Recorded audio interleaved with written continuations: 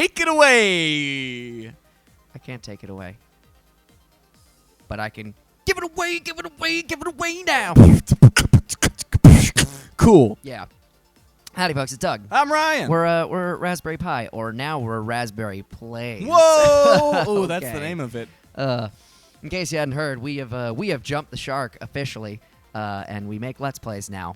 Which is not to say we don't still make music. We do, but people were asking us for more regular YouTube content, so we're doing some Let's Play stuff. And today we are playing. Goodwin. Aha! is playing. We're playing Tetris 99. If you have a Nintendo Switch Online membership, it is free. You should all get it. Tetris is very fun. I shouldn't have to tell you that. It's been around for a long time. But also, please sponsor us Tetris, and also please sponsor us Toyota, makers of the Toyota 2019 Toyota Sienna. Toyota Sienna! I had an idea the other day where that'd be really funny to... Okay, so you know how Hyundai names all their cars after, like, musical concepts? They have, like, the Hyundai Accent and the Hyundai Sonata. Yes. So, like, the Accent is the smallest, and, like, Sonata's like a sedan. Right. I forget what their larger cars are called. The Hyundai Symphony. Is it? No. I I don't know what it is, but I know it's not that. Well, anyway, so so I thought it'd be really funny. Oh, you can play. I'm just gonna bullshit. Cool. I'm just Okay, gonna great. bullshit for a while.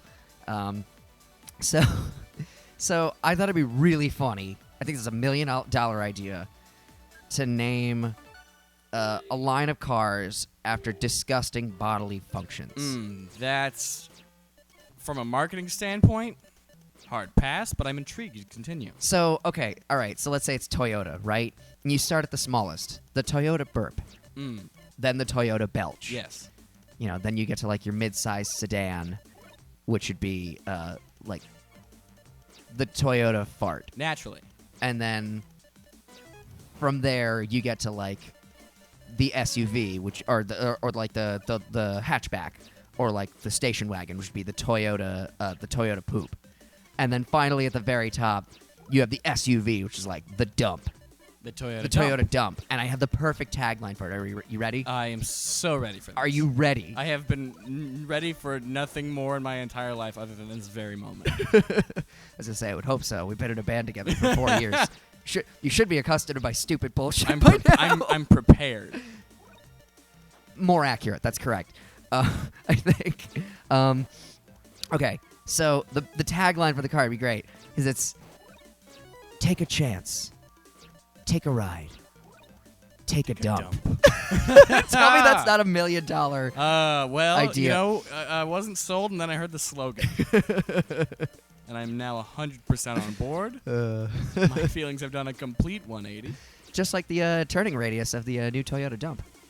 Oh, my mother's calling me. I'm doing something very important. Talking about discussing bodily Talking about functions. the Toyota dump and playing video games. Actually, speaking of dumps, I realized that if Donkey Kong is standing up there, he is a monkey. Wouldn't he run the risk of, like, pooping on Mario's head at some point? Well, that would work. Or Jumpman, as he was called back then, I guess. Yes, at this point in history. He was He still is Jumpman. And his overall colors were reversed. I didn't realize this until the other day. He had red overalls with a blue shirt Oh, underneath. I'd look if I could, but I'm in the middle of a pretty solid game right now. Doing a pretty good job. Pretty solid build.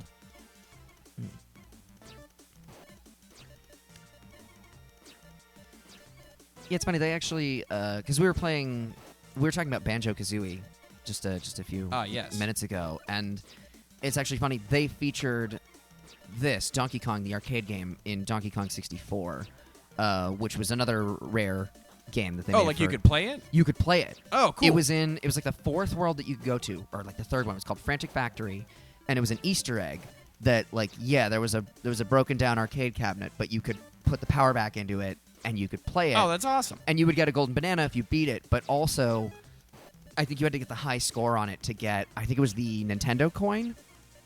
You needed the Nintendo coin and the rare coin in order to beat the game. Like, you couldn't get past the last door in the game if you didn't have those 2 Oh, points. so not even an Easter egg, just a requirement for finishing this. Yeah. Yeah, awesome. Yeah, it was super hard, though, because the rare game that they made you play was Jetpack. which is a super difficult. Or it was hard at the time. I mean, I was 10, so rare games were like that. I think the term collectathon was coined. Yes, with Rare. That's kind of their thing. Yeah, right. it's and Donkey Kong 64. I've been told, or at least I've heard, supposedly broke everybody on the collectathon because there was so much crap to collect. Because you have 5 different characters, you have 5 different Kongs, and they each can get like I want to say like 5 golden bananas per level, so that's 25 bananas per level over like 8 levels. Sure. Like it's just an insane number of collectibles plus 100 like just standard bananas that they could collect. So that's 500 regular bananas, like 25 golden bananas in every course, plus like a bunch of other stuff. So like it was a lot to collect. Certainly, that's too many. But I also really I actually looking at it right now. I have the yellow cartridge down by my N64. Actually has Banjo-Kazooie in it at the moment. I would actually argue, for my money, I actually prefer Banjo-Kazooie and Donkey Kong 64 to Mario 64. Having only played Mario 64, I gotta go with that one. I mean, and I like that. And me guessing, it not being a collectathon, you have other mechanics to consider, and it's I don't know, better adventure game. It certainly is an adventure game. The thing I will put in Mario 64's favor is, or just that is the thing that's different about it, is it's more based on you start with all the abilities that you need, except for maybe 3 of them, which would be the different caps that you get. Yeah. Whereas in Banjo-Kazooie and games like Donkey Kong 64, you basically gain a new skill in every level. Yep. Okay. So, like, if you look in Smash Bros., like Banjo-Kazooie's B attacks, like the special attacks, I think are all based off of abilities that you learn in the different levels. So, like, shooting eggs is your neutral B. Like, they don't start out having that ability. You learn that in the first world. Using their up B, like their jump attack, that's something you get in the second world. Wonder Wing, which is like their invulnerability, like their side B. You learn that in World 3, I think. Nifty. So whereas Mario 64, it's much more cut and dry. Like, yeah, you have yes, you do all the things and then you learn how to use them throughout. Yeah. Yeah. Which is not to say any one is better than the other necessarily in that regard. I just think it's a little more novel to have.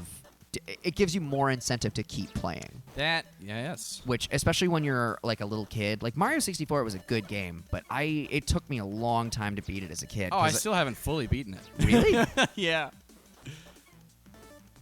I'm also have just been bad at video games my entire life. Like not even in past childhood. I'm still like okay at video games.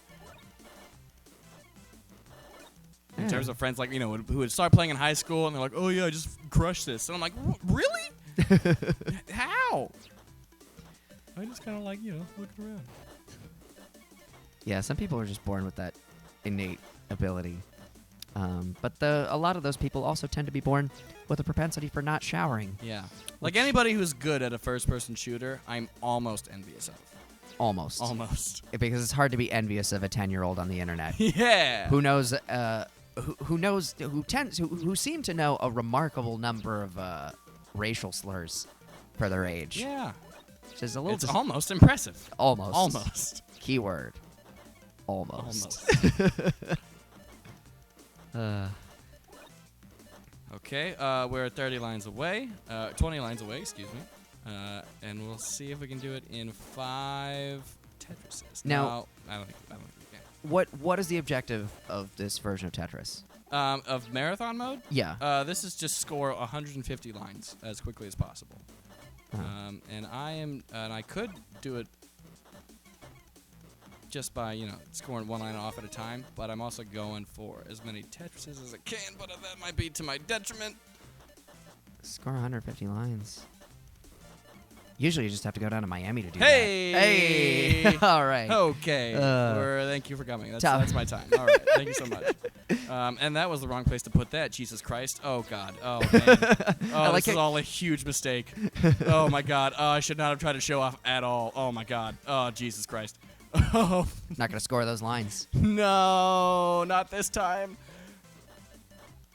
Okay, that was the wrong place for that.